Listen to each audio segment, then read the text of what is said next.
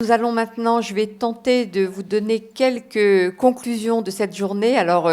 en toute modestie, parce que comme vous avez pu l'entendre, les débats ont été extrêmement riches, les présentations ont été elles aussi denses, donc difficile d'en faire une conclusion, mais en tous les cas, je vais essayer simplement de vous donner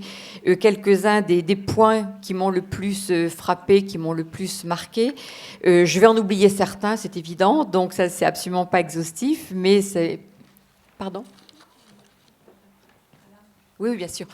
Et donc là, je vais parler pendant quelques minutes, mais surtout restez parce que nous aurons le plaisir à l'issue de cette conclusion que je vais tenter, ou en tout cas des quelques points que je vais tenter de dégager. Il y a une performance de Calam qui va être tout à fait étonnante, donc surtout restez. Et vous verrez derrière moi, les uns et les autres, préparer la... Mais allez-y, vraiment, ça, faites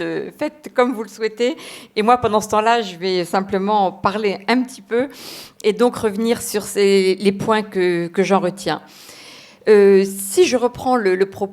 mon propos initial, donc ce matin, lorsque je suis arrivée, où je vous disais que j'espérais, que je pensais que cette journée serait l'occasion de sortir d'une certaine confusion à propos de termes qui étaient les termes annoncés pour ce colloque. Je pense, après les interventions de Joël Roman, de Raleh Bencher et de Faiza cet après-midi, je pense qu'on est sorti de cette confusion, ou en tous les cas, j'ai le sentiment que ce qui a été dit a permis d'éclaircir de façon tout à fait significative et passionnante les termes qui ont été utilisés, et j'espère, en tous les cas, moi, j'ai eu ce sentiment que ça permettait d'y voir beaucoup plus clair sur déjà cette notion essentielle de laïcité dont on parle en permanence.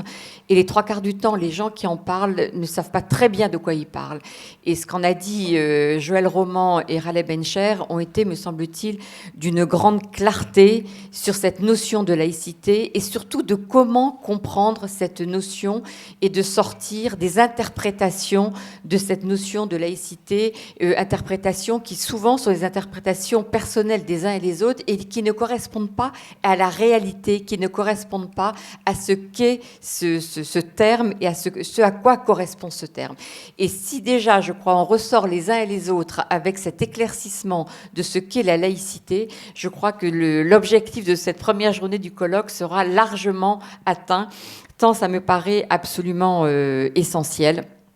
puisque ce que l'on sait, c'est que cette laïcité entend pacifier les relations entre religion et politique, et si cette notion de laïcité est bien comprise, cela permet effectivement de pacifier ces relations, et on a d'autant plus besoin de cette pacification aujourd'hui, et là ça a été très clair cet après-midi, qu'on assiste à un retour. Alors moi je vais retenir le terme de fait religieux plutôt que de religion, parce que je crois qu'effectivement ce terme de fait religieux, me semble-t-il, rend beaucoup mieux compte de la réalité que le terme de religion ou des religions. Et donc, j'avoue que je fais mien ce terme de fait religieux qui me paraît tout à fait pertinent et qui est surtout beaucoup plus à même de comprendre et de faire comprendre ce qu'il en est. Donc ces faits religieux auxquels vous êtes confrontés en permanence, et ça on l'a bien vu cet après-midi avec les échanges avec Faiza, les exemples qu'elle a pu donner, des interpellations qu'elle a pu avoir au cours de ces différentes formations dans les mois ou les années passées, et la nature des questions que vous avez pu poser. On voit bien que ces faits religieux sont complexes et qu'en même temps, j'allais dire, il y a peut-être une chose, alors vous allez me dire que je vais peut-être réduire ça, mais que le bon sens, parfois, permettrait de sortir de situations ambiguës. J'ai le sentiment, et c'est ce qu'a dit aussi Joël Roman ce matin, lorsqu'il a été interpellé sur certaines réactions à avoir, on a le sentiment que souvent, on met de côté le bon sens et que si le bon sens revenait sur le devant de la scène, il y a bien des situations desquelles on pourrait se dégager. Alors, je ne dis pas que le bon sens, à lui seul, va permettre de régler toutes les situations, mais quand même le sentiment que plutôt que d'envenimer des situations comme parfois les politiques ont tendance de le faire dans une surenchère sur des questions qui sont des questions qui aujourd'hui mobilisent la société civile, on se rend compte que le bon sens dans une réaction peut permettre d'apaiser ou en tous les cas de faire en sorte que ça ne prenne pas des proportions démesurées et de donner la possibilité aux uns ou aux autres des acteurs de se réapproprier des sujets au lieu que ce soit des sujets qui soient complètement, pour parler pas vulgairement mais simplement qui partent en vrille. Je crois que si on peut éviter de partir en vrille sur des sujets parce que simplement on ramène ça à ce que c'est réellement et non pas à tout un tas de fantasmes autour de ces sujets-là, si déjà on arrive à faire ça, je crois qu'on arrivera à dégonfler un certain nombre de tensions, de dégonfler un certain nombre de situations qui peuvent être des situations extrêmement conflictuelles. Alors je sais que c'est assez facile de dire ça quand je suis dans un fauteuil en face de vous et que la réalité est autrement plus complexe et autrement plus compliquée. Mais là encore, je crois que le fait d'avoir discuté, d'avoir entendu ce qu'on a entendu ce matin et cet après-midi, permet de remettre un certain nombre de choses à leur place et de faire du distinguo entre différentes notions, là encore, avec lesquelles, qui évoluent autour de nous en ce moment, et phénomènes qui ont été accentués après l'année 2015 horrible dont a parlé Raleb Bencher. Et je suis très, très impressionnée par le fait que dans les débats que nous avons eus, il n'y a eu aucun amalgame justement fait entre différentes notions. Et je crois que ce lieu est un lieu de débat et que je qualifiais ce matin de pédagogique. Et je crois que la pédagogie a été à l'œuvre dans toute cette journée, où finalement ça a permis de remettre à leur place les différents thèmes. Alors on a abordé essentiellement le thème de la laïcité aujourd'hui et demain on parlera plus de la radicalisation et je crois que c'est très bien qu'on ait dissocié, comme on l'a dissocié aujourd'hui, ces différents thèmes pour éviter là de tomber dans des amalgames, là encore des amalgames que l'on voit souvent faits et en particulier avec un rôle parfois des médias qui n'est pas tout à fait positif. Et je parle en tant qu'ancienne journaliste, donc j'assume les propos que je tiens lorsque je parle d'amalgame ou en tous les cas de façon parfois très réductrice des médias à traiter de ces sujets-là. Et je suis très, très impressionnée donc, par la qualité de ce que j'ai entendu aujourd'hui pour justement éviter cela et permettre de remettre à leur place les différents éléments et d'amener, me semble-t-il, une plus grande compréhension de ce qui se joue. Et je retiens un autre point qui m'a paru très intéressant, qui était de ne pas confondre les registres. Et ça, il me semble, et ça c'est Faïzia, c'est vous qui en avez parlé cet après-midi, et d'une certaine manière, ça a été abordé aussi ce matin. Et je crois que ça, c'est un élément qui est extrêmement important pour éviter, et là encore on revient finalement au premier mot que j'ai utilisé, qui est un mot que j'ai utilisé aussi ce matin, qui est le mot de confusion. Lorsque l'on fait attention à ne pas confondre les registres, je crois que l'on évite aussi les confusions et qu'on y voit plus clair, et qu'à partir du moment où on voit plus clair, on est beaucoup mieux armé pour réagir. Je crois que la confusion, évidemment, induit des tensions, que la confusion induit des confusions qui peuvent être très, très, très graves et qui peuvent prêter à des situations extrêmement compliquées à vivre. Et si justement on arrive à dissocier les registres et à bien remettre chacun à sa place dans le registre qui est le sien, et ça, merci Faïza pour tout ce que vous avez dit cet après-midi, parce que c'était pour moi tout à fait dans cet ordre-là. À chaque fois de remettre, si un enfant pose une question, mais aussi pourquoi il pose cette question, à quoi correspond cette question, et qui permet de remettre dans un registre adapté, et non pas de partir sur quelque chose qui finalement ne correspondrait pas à la réelle demande telle qu'exprimée par le propos de l'enfant ou du jeune, de l'adolescent, face auquel vous pouvez vous trouver. Et donc cette capacité à remettre chacun des sujets en place pour que chaque registre soit bien le registre adapté et éviter cette confusion, me paraît être un élément absolument essentiel. Et je suis frappée de voir que les trois interventions, en fait, ont parlé de ce thème-là, chacun à sa manière, chacun dans son registre, si je puis dire, mais ça a été une remise à plat de ces différents registres et de la capacité de chacun des acteurs à évoluer dans son registre et à surtout être en capacité d'entendre dans quel registre se trouve l'interlocuteur en face et permettre à partir de là, justement, d'éviter cette confusion. Vous allez penser que je suis obsédée par ce terme de confusion, mais je crois qu'il est tellement, tellement important et je crois que c'est quelque chose auquel il faut qu'on soit particulièrement attentif. Il y a un autre mot qui est beaucoup revenu, me semble-t-il, dans les différentes présentations, c'est le mot de régression. Sarah Lebencher en a parlé, mais Joël Roman aussi, et Faisia aussi, d'une certaine manière, vous en avez parlé, de la régression dans laquelle on se trouve aujourd'hui, avec justement cette confusion autour de tout un tas de notions, de comportements et de réactions à avoir face à ces comportements. Et donc ça, ce sentiment de régression dans certains cas, qui est un sentiment évidemment difficile, mais qui implique aussi, pour essayer justement d'en sortir de ce sentiment de régression, de pouvoir répondre quand des jeunes parlent d'un sentiment d'inégalité de traitement. Ça, je crois que c'est quelque chose d'extrêmement important, où on a beaucoup de jeunes qui ont le sentiment qu'ils ne sont pas traités tous de la même façon, pas forcément en raison d'appartenance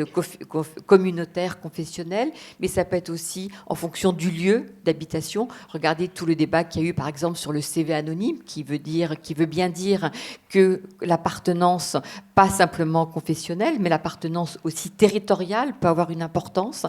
et que donc ce sentiment de régression que l'on voit, auquel on assiste, est aussi un sentiment qui peut se nourrir de ce sentiment d'inégalité, ou en tous les cas du sentiment que les jeunes n'ont pas le sentiment forcément d'être traités à la même enseigne, suivant qu'ils appartiennent à tel ou tel territoire, à telle ou telle communauté. Les deux peuvent se cumuler, ce qui n'est pas forcément, ce qui complique encore plus la donne. Mais je crois que ce mot, en tous les cas, de régression que j'ai entendu à plusieurs reprises, appelle évidemment une réflexion et appelle une réponse, puisque si ce sentiment de régression existe, effectivement, on peut le voir dans un certain nombre de comportements, il correspond à quelque chose. C'est pas simplement une régression comme ça. S'il y a cette régression, c'est qu'il y a en tous les cas quelque chose qui fait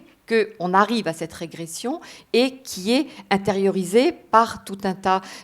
par une partie de la population. Et donc, ça mérite une réponse. Ça peut pas être simplement de se dire, il y a régression, on ne sait pas où ça va aller, et passer, il n'y a plus rien à voir. Ça veut dire qu'il faut s'y arrêter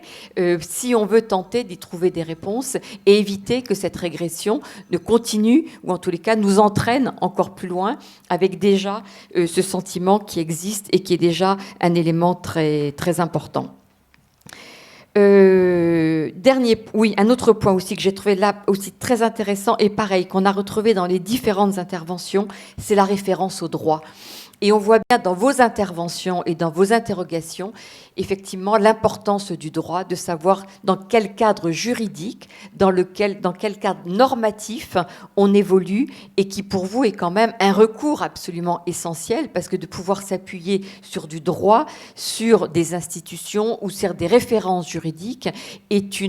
plus qu'une bouée, est un élément essentiel qui permet de réagir, qui permet de pouvoir trouver des réponses à des questions. Alors, on a le sentiment que nos politiques aujourd'hui sont d'une espèce de surenchère juridique. Dès qu'il y a une question qui se pose, plutôt que de réfléchir sereinement, c'est de dire on va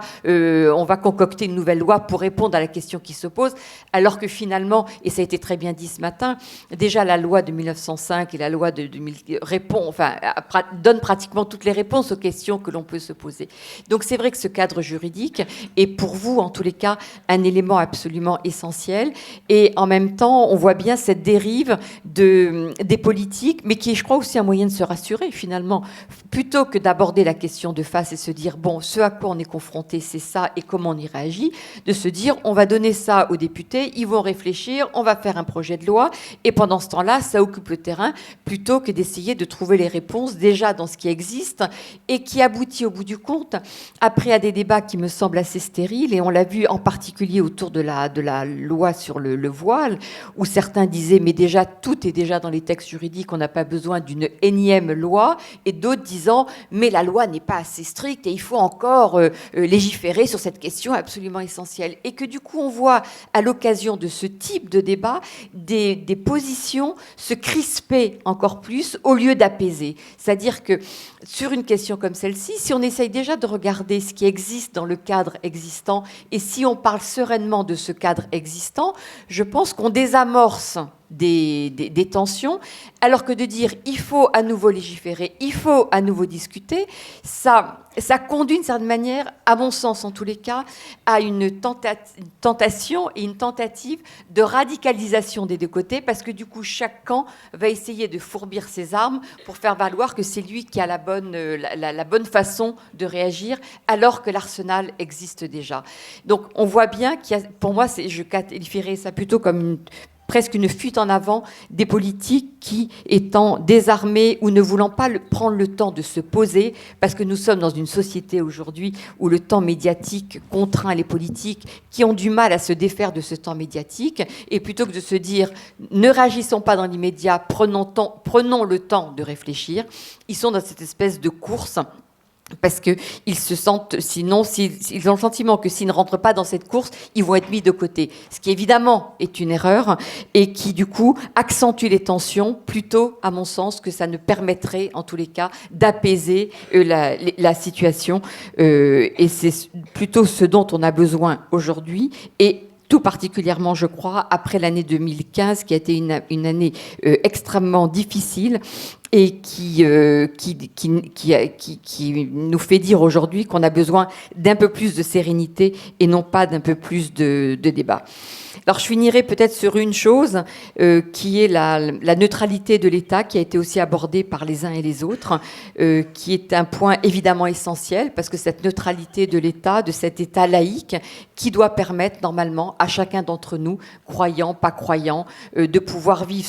dans un cadre adapté, au sein duquel tout le monde peut se retrouver, au sein duquel tout le monde peut avoir sa place. Et donc j'ai envie de terminer sur ce mot-là, qui est ce terme de neutralité, qui à mon avis est un terme qui peut là aussi apaiser, et je crois que c'est l'idée de ce débat, l'idée de ces 2 jours de discussion, d'essayer de trouver des éléments d'apaisement, et donc cette neutralité de l'État, de cet État laïque, participe, me semble-t-il, de ce point extrêmement important.